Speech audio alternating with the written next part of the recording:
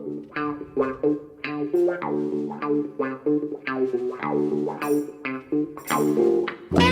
welcome all to Big Ron Remembers, with the only manager that's won the League Cup and the FA Cup with 3 different clubs and all involving Manchester United. It's ironic, that, isn't it? Yeah. It certainly is. It certainly is. But tonight, Ron, we're going to be talking about the golden team, the magnificent Magyars, and your memories of that fantastic team and how they shaped football. So before we indulge into the Hungarians, let's briefly look at how that team come together, and one person in particular who was so influential, and that was one of your former coaches, Jimmy Hogan, who was out in Austria when the First World War was declared. He was incarcerated, he was interned, and then he was taken to Hungary, to MTK, and that's where that journey began. Yeah, apparently, I know that Jimmy was when I got to know Jimmy Hogan when I was a young player at the Villa. Yeah. And Jimmy Hogan was brought in as coach for the youth team, or the third team, because all clubs then used to have about 7 teams. And he'd been very influential in the Austrian team that came to Wembley in, I think it's about 1952, got a 2-2 draw at Wembley, if my memory serves me right. Had a star player then was an attacking centre half called Ockwork. They called him Ockwork the Clockwork because he was here, there, and everywhere. But of course, then the year later or so, the Hungarian side came over and absolutely hammered England at Wembley, where England had never been beaten by a team outside the British Isles before. Beat us 6-3. And an awful lot of credit was given to Jimmy Hogan from their players, including the legendary Puskas, who actually spoke of Jimmy, and they called him Uncle Jimmy because of the influence he'd had in helping create one of the best. Certainly, I've never seen a better national side than the Hungarians of 53. Brazilians of 70, maybe the Dutch side in the late 70s, but the 53, 54 Hungarians were as good as anything they'd ever. And with the Brazilians of 1970, I mean, Brazil was a different country, of course it was, to what it is today. And other teams that we've seen, certainly the Dutch of total football, and 1 or 2 other instrumental sides that have been very influential on a European or a South American or a world scale. But these Hungarians, they were working with a backdrop of communist, Stalinist state football, where in 1950, all the football teams, their names were changed and the unions were running them. For instance, Honved, the Kispest team that Puskás played for, became Kispest Honved. MTK changed their name. They all changed colours, and they were almost used, wasn't they, as a propaganda tool by the communists. Well, yeah, I think the Hungarians first sprang into prominence. I think it was in the 52 Olympics. Yeah, it was, yeah, absolutely. And then they came over to play at Wembley. And to be fair, because we didn't know that much about them, we automatically assumed that they go the way of a lot of the so-called foreign super teams did when they came to Wembley. They got battered. Yeah. But these were a different kettle of fish. I can remember, I was only a kid then. One of the things that struck me straight at the kickoff, Puskas went up for the kickoff, and while he was just standing around, the ball was at his feet, flicked it up and caught it in his instep, and we've all gone, what was that?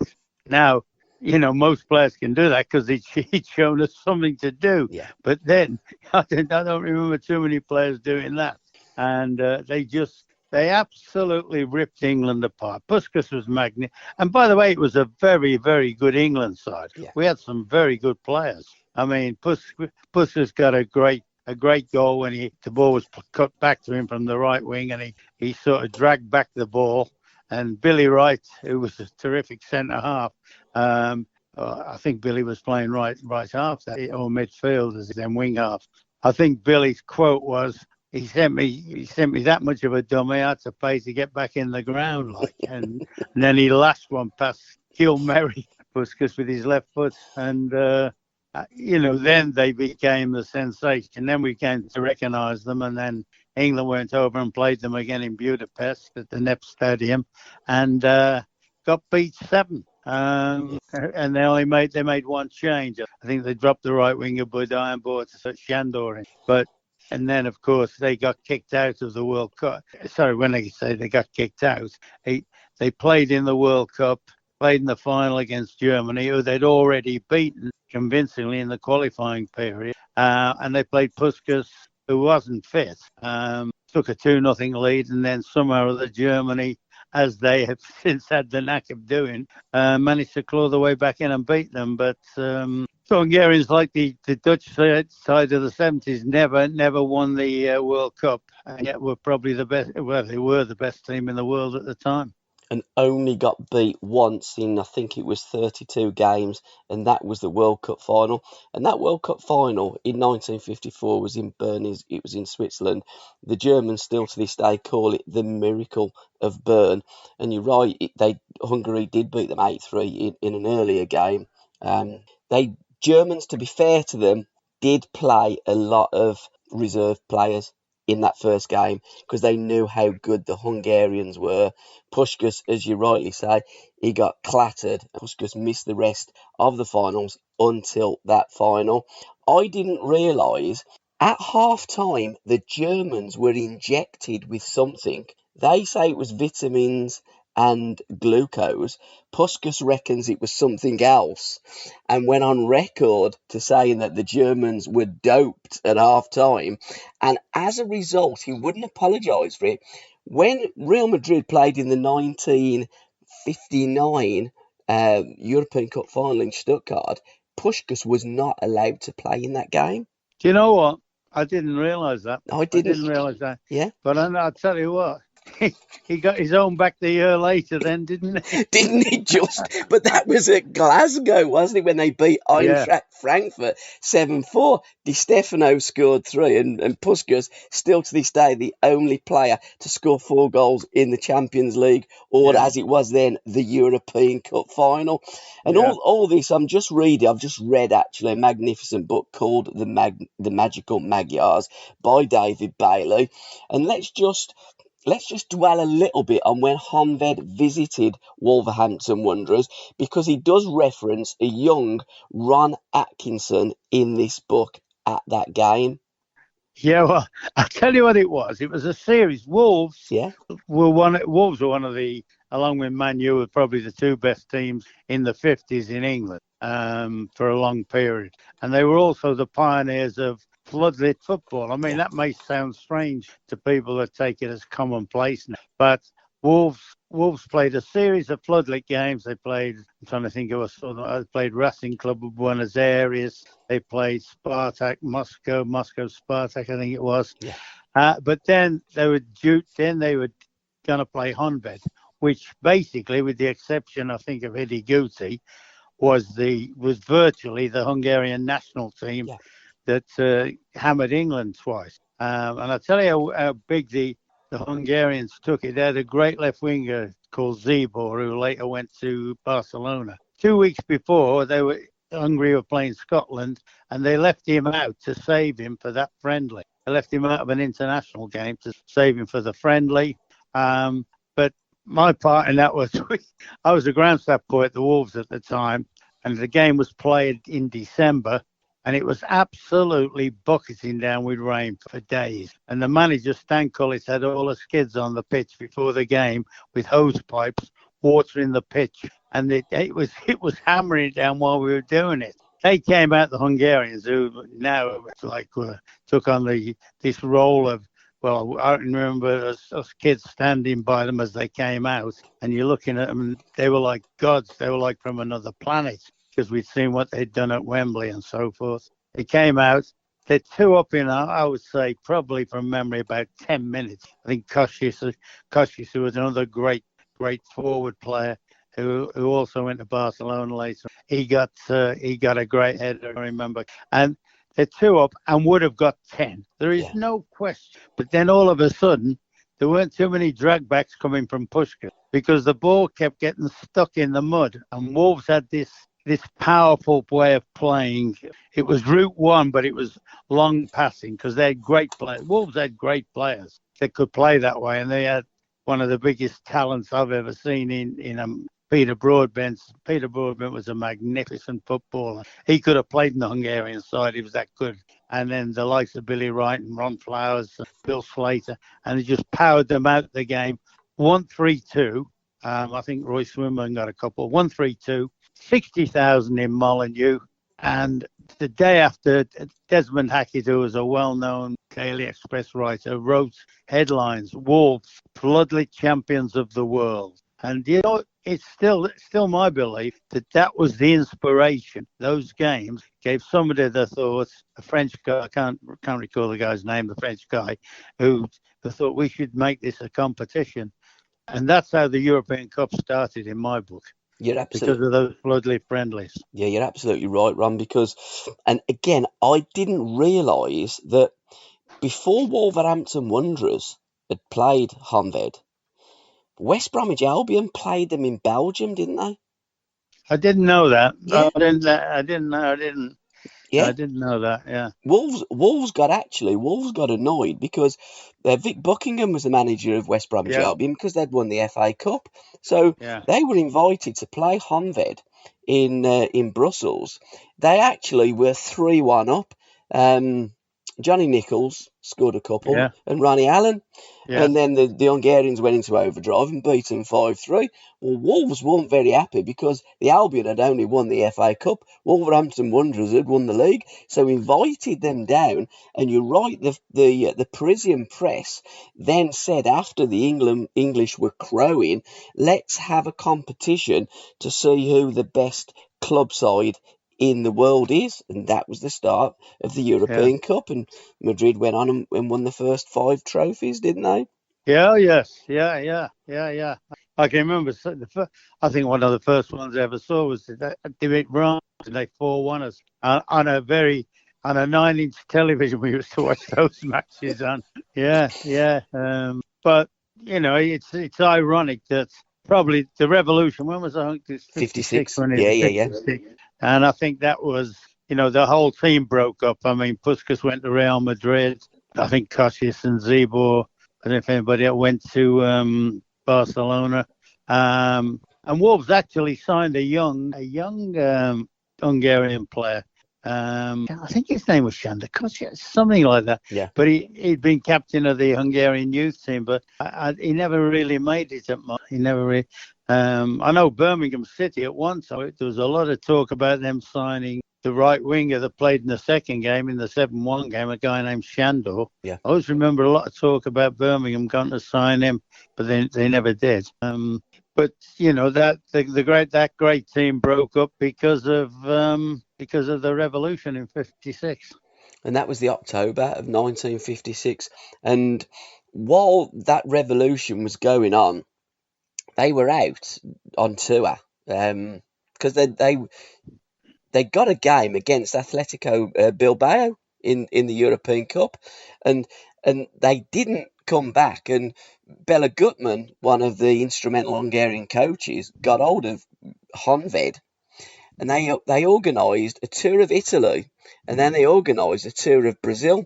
So the Hungarians were earning a bit of money, and as a consequence of the 3 players going to Barcelona and Madrid, they all got banned, and they were given that they had to face the consequence of going back to Hungary to the families or staying out.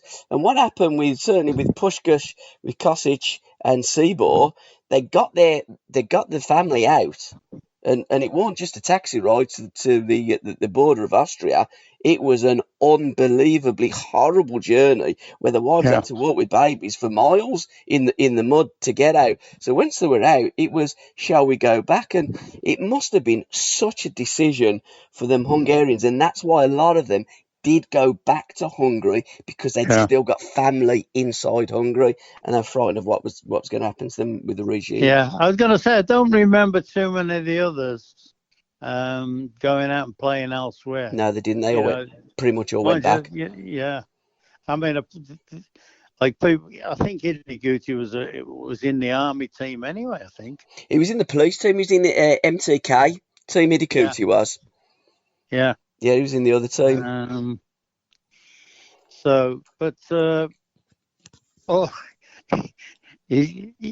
know you think back, everything seemed, when you think back, you think, did they ever misplace a pass or anything like that? I mean, they came to Wembley, and I think they scored in about the first minute. Yeah, 45 seconds, yeah. Yeah. And then all of a sudden we thought, oh, are they? Because England scored 3 that day. Yeah, they did, yeah. England got 3 against them, but, you just couldn't, we just couldn't get near them. And they probably, because of how it all finished up, didn't get anything like the credit that they probably deserved. I mean, Brazil in 70 were a brilliant, flamboyant side to watch, with quite a few worldies in the team, including maybe one of the, if not the best player of all time. And the Dutch, I thought the Dutch side of 74, 78 was brilliant, absolutely brilliant. All right, people might talk about the Spanish Barcelona thing in the noughties, if you like, but for me, no, there was never a better national side than Hungary. And that goal from Puskas still has to go down as one of the greatest goals ever scored, not just at Wembley Stadium, but in the history of football, doesn't it? Well, it go memorable because he did something then. Yeah. He showed a skill, an art that we hadn't seen much of before. Probably in England, if the same situation had arisen, one of our better players would have, tried to hit it in right-footed. But he had the confidence. Mind you, people said it was only because he was one-footed. I said, yeah, we're not footed. I can still see him just dragging the ball back as Billy went sliding past, opening up his body and then whacking it. I was somewhere when he walked. Oh, I tell you what, when I was manager of Coventry, for some reason, Puskas came into our dressing room. Wow. He came. I don't know what he was doing there. He'd been doing something. He came in the dressing room, and I saw him as well in Survey. Remember the night in the World Cup in '82 when Battison got smashed by Schumacher. By Schumacher. Yeah.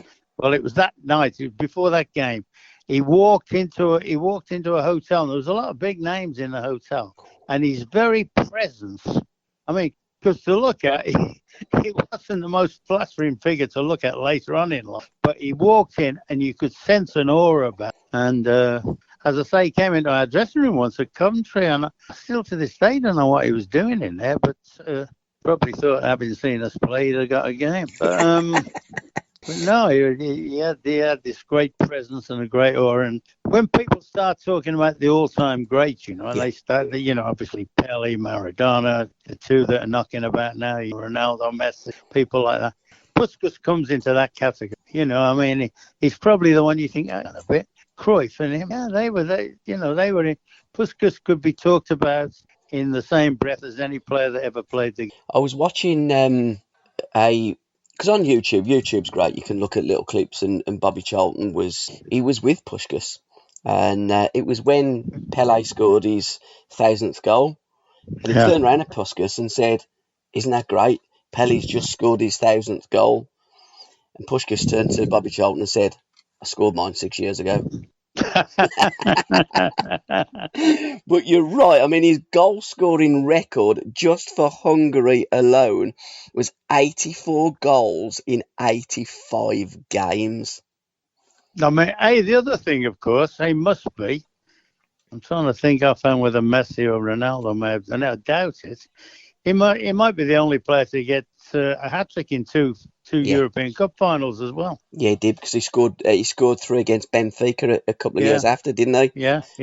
I'm sure he's the only one that has scored 2 hat-tricks. Because again, hat-trick in any game is one hell of a feat, but to score him in a European Cup final is just different. So where would Where do you think history and football connoisseurs, where do we place Puskas and Hungary? They have got to be at the very top table, haven't they?